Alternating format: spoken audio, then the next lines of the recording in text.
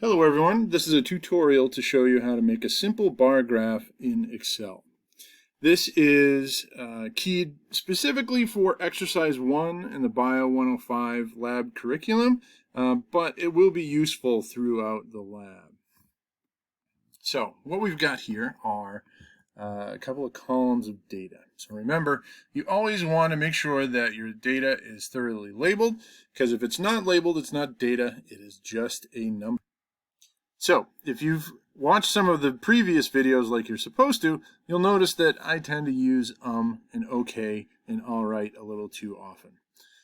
So, what we have here are two columns. Each one reflects the number of times a certain word is used. And so we have in the left column the number of times is used and the number of times okay is used, and then which exercise the video was for. What we want to do now is we want to be able to visualize this data. Okay, and there's a couple things that we can do. One of the things you're going to do anytime you've got something like this, you're oftentimes going to average or take the mean of a bunch of data points. Right? You don't tend to look at data just as the individual points. So we can do that. All right, we're going to label it by using a formula. So in Excel, you got a couple ways to enter a formula, but you're always going to put an equal sign first. Once you do that, it's telling Excel that that is a formula, and you want it to figure out whatever you put in there. So the nice thing is that if you look up here on the left, there is a drop-down menu that has a bunch of different things, and the one that we want here is average. Now, when I click on average, it takes a look at the column of numbers above it and tries to anticipate what I want it to do. And in this case, it gets it right. So it says, oh, you want an average of B13 through B14. Here you go. So if we hit that, that gives us the average or mean of that column.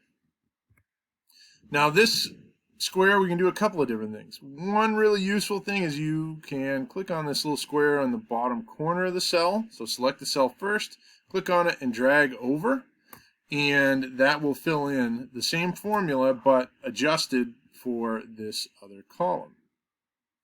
One of the other ways to do things is to just straight up type stuff in. So we just start putting in average.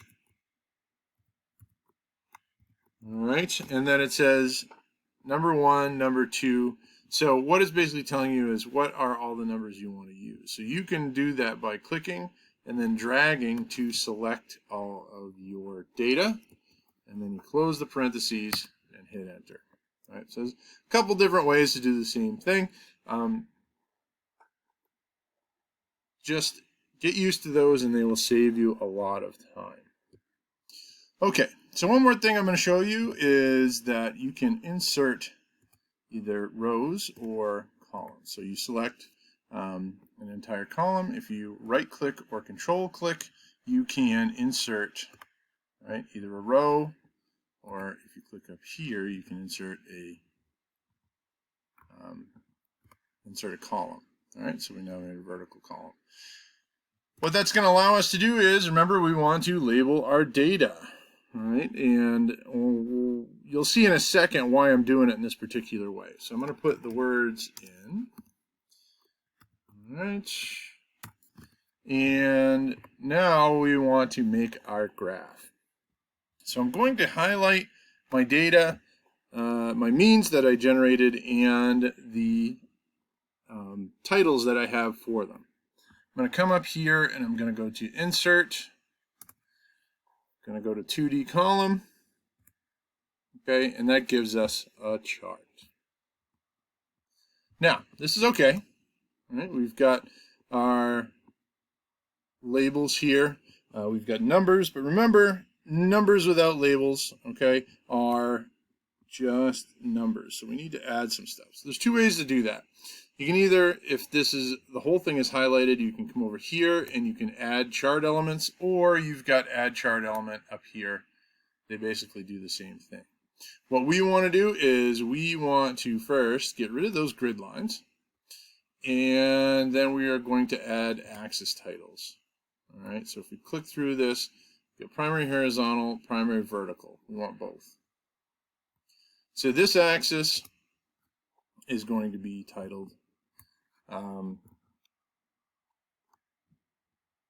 word overused. And then this title is going to be number, or actually it should be mean number of times word used. Okay, so now those tell us exactly what those numbers are. It tells us exactly what our columns are. The other thing we can do is we can get rid of this chart title. You don't need a chart title because in science, usually what you're going to see is a caption underneath a chart like this. All right, so I hope that's helpful. Enjoy putting together your graphs, and we will see you in lab.